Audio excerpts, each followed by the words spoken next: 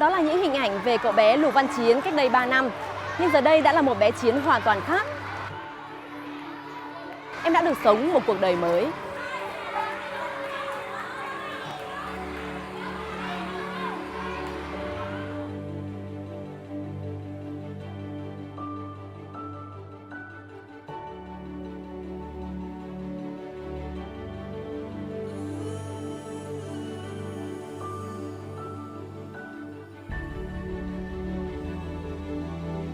Phép màu nào đã xảy ra với đôi chân của Chiến và điều kỳ diệu nào đã đem đến cho cậu bé một cuộc sống mới, một gia đình mới?